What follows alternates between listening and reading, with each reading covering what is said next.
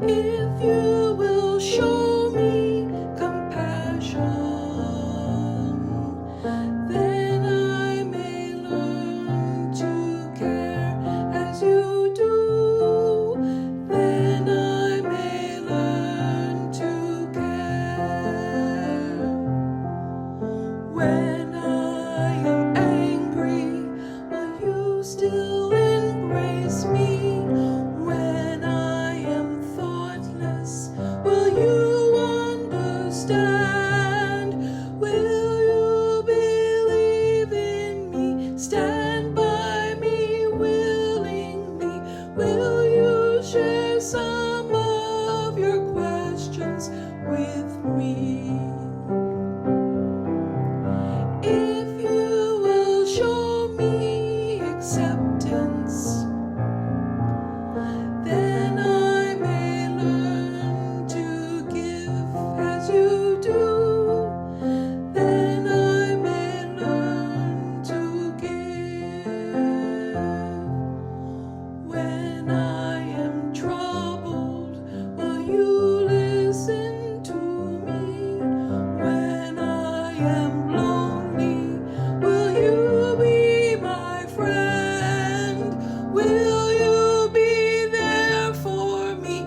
Comfort me tenderly. Will you share some of your feelings with me? If you will show me commitment, then I may learn to love as you do. Then I may learn to love.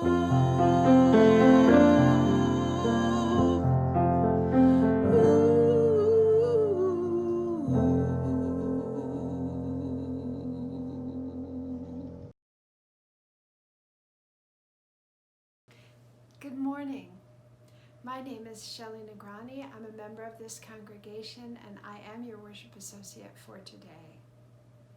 On behalf of Melinda Mischik, our interim director of religious education, our music director Alex Peach, and the many people who worked together to put together this service for you this morning, I welcome you to Unitarian Universalist Metro Atlanta North, which we lovingly call UUMAN.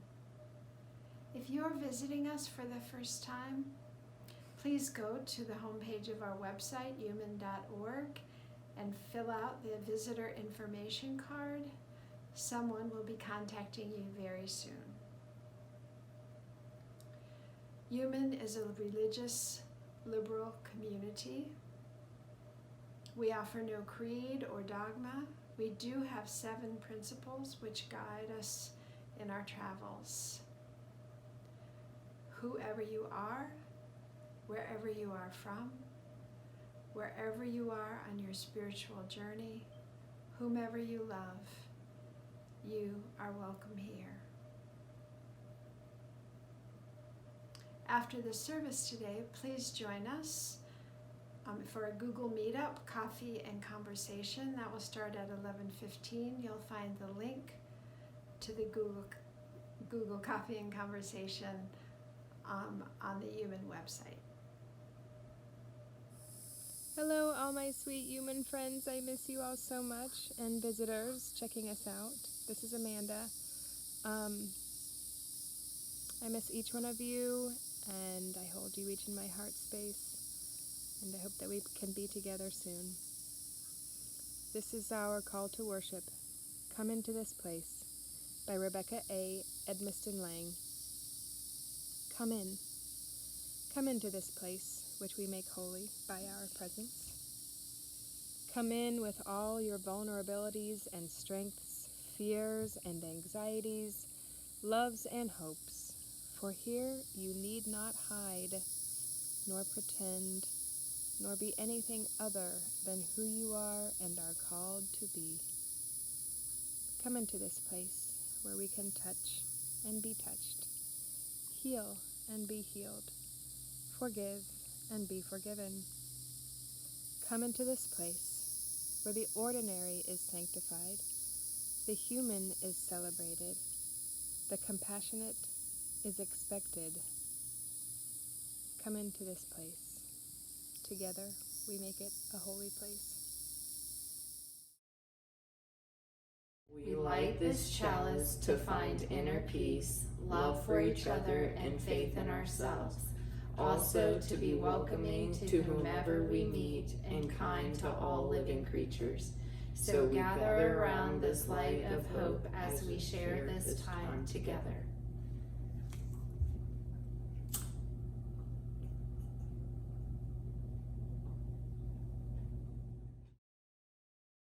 Good morning.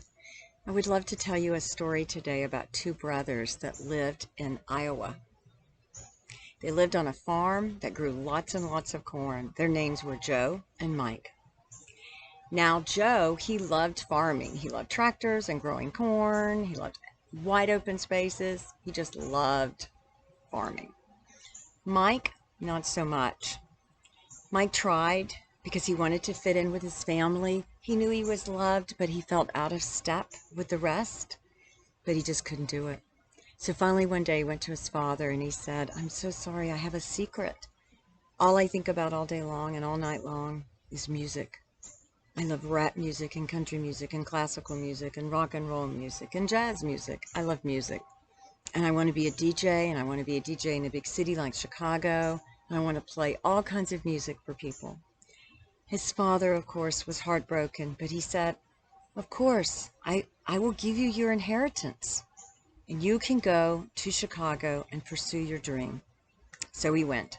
Unfortunately, Mike didn't know anything about the big city, so people took advantage of a farm boy with a lot of money. He made bad investments, he bought foolish things, and ultimately he wound up in a homeless shelter, and even his shoes had been stolen. The next day, they served him a lunch with a plate of canned corn on it. And he looked at that canned corn, and it just was like an epiphany. He said, "I don't love farming, but I love my family, and I love the food and many things there. I'm going to go home. But now I can't even get home because I don't have any money. I don't even have any shoes, and I can't call them like this. I have to finish this pilgrimage. I have to go all the way home." So they directed him to a charity in Chicago, run, I believe, by the Unitarian Universalist congregation there. And they gave him shoes and a bus ticket. So once he arrived in the small town, people saw him and recognized him and started, oh my gosh, we'll drive you, we'll call your parents." He's like, no, I want to walk. So of course, while he's walking home, his parents get calls that, oh my gosh, we've seen Mike. And his mother is over the moon and I've got to get his room ready. Oh my gosh, do we run out to meet him? What do we do? And his father was like, "I am going to have the biggest barbecue with the most meat and wonderful things to eat for everyone I know." And Joe walks in and Joe says, "Whoa, time out here. I've been here working all this time, every day for you. There's been no party in my honor. Where has he been? Who has he been with? Do we even want him sleeping in this house tonight?" And his parents sat him down and explained that their love for their son, Mike, was infinite. It was boundless. Nothing he could do could diminish it in any way because it was unconditional love. Just as their love for Joe was unconditional. And that night, they did, in fact, have the biggest barbecue and the best barbecue anyone could ever remember. And they had an added bonus because they listened to this great music by this wonderful, talented DJ. The end. Now is the time in the service when the love that binds us together is spoken aloud. I received this email for joys and concerns this week. Thank you for including in joys Dylan Callan and Kyson Philippi. Both are officially teenagers, having turned 13 this month. And in concerns and sorrows, the Callans and the Philippi's now officially each have a teenager in the house. Please keep them in your thoughts and prayers. and I drop this final pebble for those joys and sorrows that remain unspoken. Let us hold one another in our hearts until we meet again.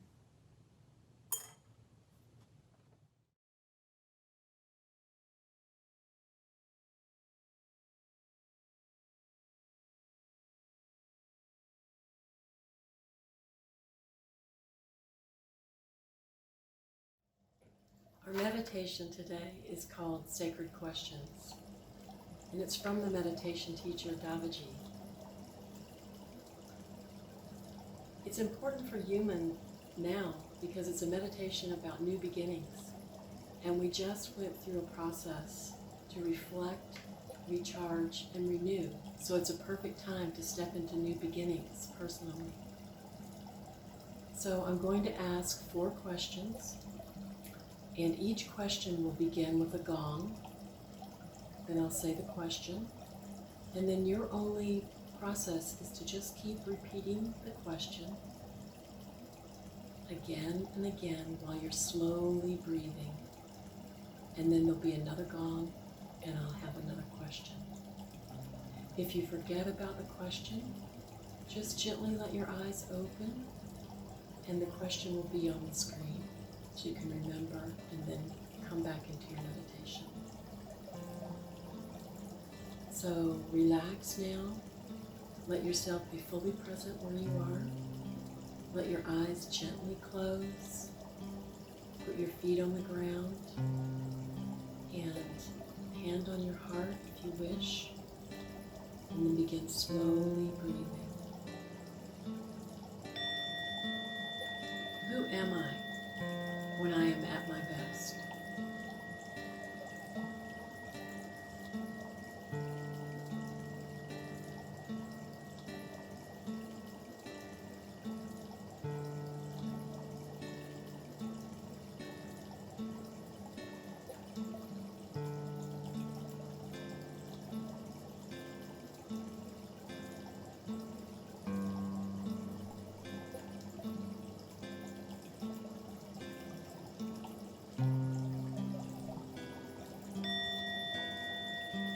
What can I let go of that no longer serves me?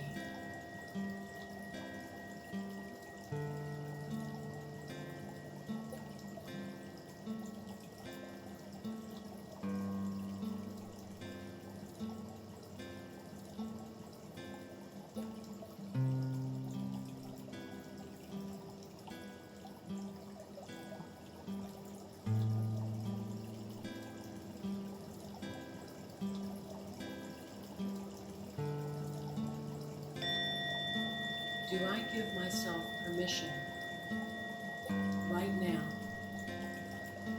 to step into the power of a new beginning?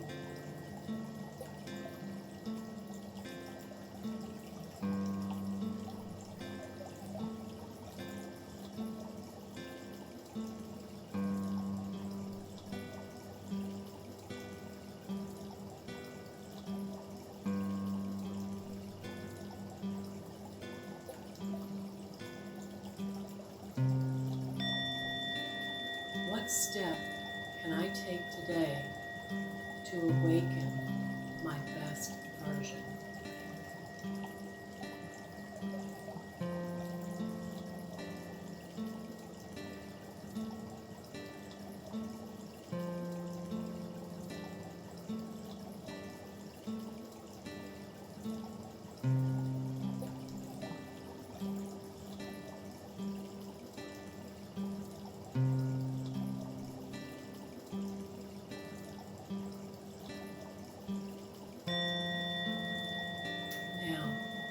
Take a long, slow, deep breath.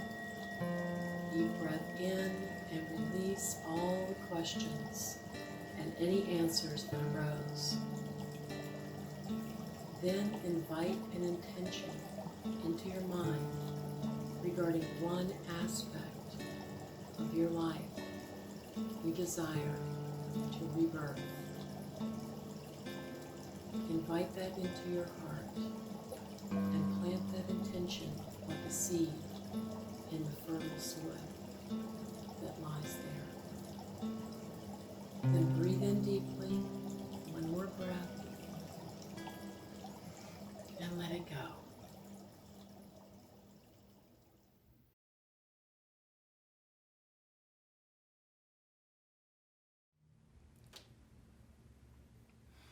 Hi, my name is Nat Parker, and I've been a member of this congregation for the past 22 years. A short time ago, I was asked if I would be willing to give a discussion as to how I ended up here and ended up as a UU, and I said yes, so I'm here today. I want to start with a jingle that a lot of you will remember from long ago. It'll appear nonsensical, but it is. Give me a moment. It starts like this. My dog's better than your dog. My dog's better than yours. My dog's better because he eats kennel ration. My dog's better than yours. Now, a lot of you remember that, many don't, but I'm going to play a game.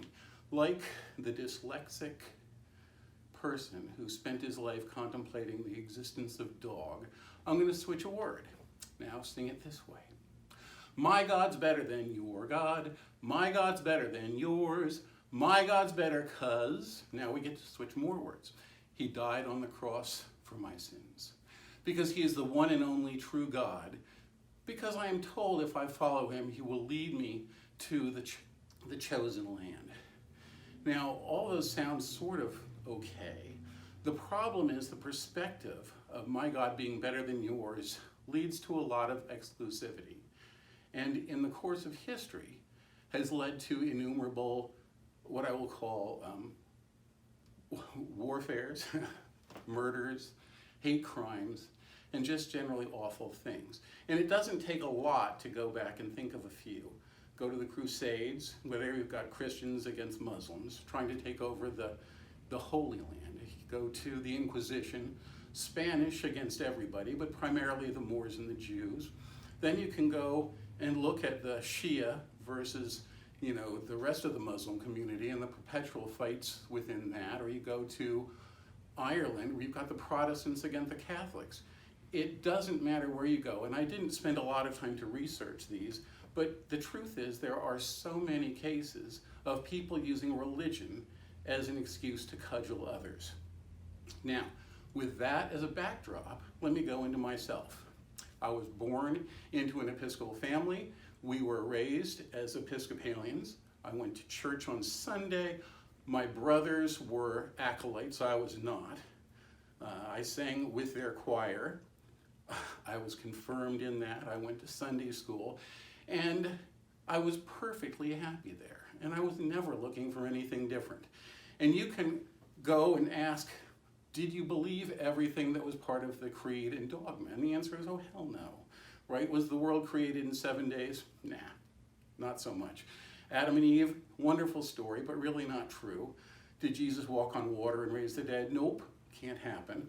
So it goes on and on. There are a number of things. The miracles were difficult. The burning bush, it was a lot like asking or believing that Athena was able to leap from the head of Zeus, fully grown.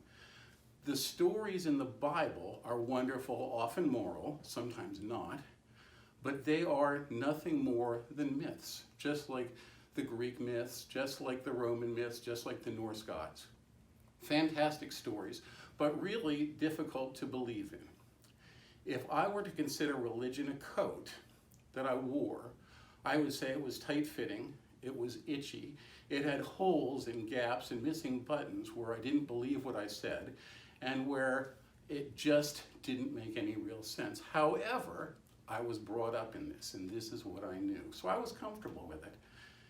One day, years ago, we had moved, Pam and I, my then wife, and we had one of our children at that time, and we wanted to try the local Episcopal church. We went there, and as it turns out, our son Zach, who was in daycare, had a fever of 104 when we picked him up. Now this drove Pam nuts, and she said, Nat, we've got to try a different church. Now, my perspective was he probably was sick when we dropped him off, but I went along with her because she said, let's do something different. Now, she was born and bred Unitarian, and she said, let's go try this Unitarian church. I said, all right, why not? We should give yours a shot. We've been doing mine.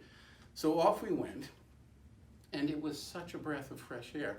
I wasn't looking for something new. I wasn't struggling. I had never gone through any search. I had always assumed that most churches were pretty much similar. They had their own mythology that we pretended to believe, and we just went along with it. I'm going to give a story I read in Reader's Digest years ago. And this woman, every year for Easter, she would buy a ham. She would bring it home. She took out a saw and sawed off about 4 or 5 inches of it and threw that away and then cooked it. Her husband hadn't noticed until one day he actually saw her cutting it off. And he said, "Why are you doing that?" And she said, "Well, it's a tradition in our family. We've done it every year." And he said, "Well, why? Have you ever asked your mom?" She said, "No, it's just a tradition." So later that day, she called her mother, and while she was on the phone, he said, "Can I talk to her for a minute?" And she said, "Sure, here's the phone." He said, "So your daughter says that you cut off, when you cook your ham, you always cut off about 5 inches of it, and that it's a tradition. Is it religious? Is it a health thing? What is that about?" She said, "Well, the house we lived in at the time had a very small oven, and it would only fit one of a particular size. So we actually had to saw off some of it and get rid of it, and then we would cook the rest of it. But there was a reason for that. It wasn't a tradition. We were forced into it." Now, I say that because my perspective is that the religion that I used to have had forced me to saw off a whole bunch of my beliefs. My science, my knowledge of science, my knowledge of technology, all these different things that go in and give a resounding, "This can't happen, this makes no sense." And yet I was forced to sit there and say, "Yes, yes, I agree, oh, these are wonderful stories." So it was so lovely to hear about a religion that didn't have the creeds that were, and the doctrines that made no sense. It was based on 7 simple, elegant principles that all made sense to me and that I could get behind. If I looked at the 10 commandments, the first one is you got to have my God. The second one is don't build graven images, and the next one is don't use my name. A bunch of them are about exclusivity. Here's who you've got to be. Here's what you've got to do. And this didn't have any of that exclusivity. Now, I'm going to go back to the jingle, and let's rewrite it. My spiritual path is different from your spiritual path. And I appreciate you for that, and I respect your perspectives. Switch it again to my skin color is different from yours. And I respect you and appreciate you from that. My sexual orientation, my nationality is different from yours. But I respect you and appreciate you for that, and hopefully can learn something from every one of those people. In fact, look forward to doing that. It's such a different perspective and such a different thing. Now, when you think back to the coat analogy, it was like taking off a coat that I had never even noticed was full of holes or cared, and suddenly I slipped into something that was very comfortable and fit my perspectives on life. So I was never looking. I hadn't been looking. It was what in sales we call a one-call sale. I showed up in church, I listened to it, I read the back of the hymnal, looked at those things, and I said, "You know what?" Those things being the 7 principles, this makes perfect sense. It is actually a perfect fit for me. Push came to shove. Actually, it was no push and no shove. I joined that church, and that was some 20-some years ago. Since I moved to Georgia, I went to UU, the Unitarian Universalist Church, Metro Atlanta North, and I joined that the first time I went there as well. That's my story. Thanks for listening.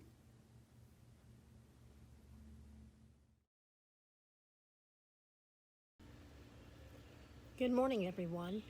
In an effort to fulfill and further the vision and mission of this congregation, we ask that our members and friends bring forth and share their many and varied gifts. With this, we will now take the offering using the Givelify app.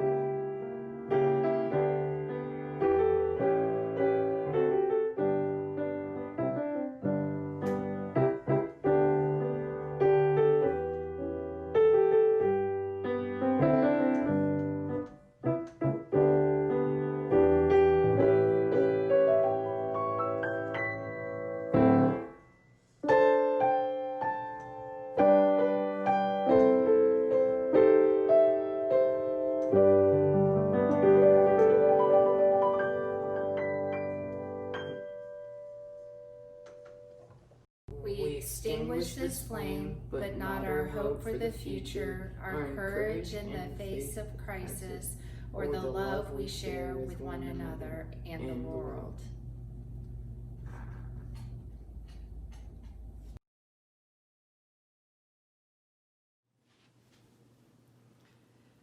We all have our story of how we came to UUMAN. We weave those stories together and create the tapestry that is this congregation.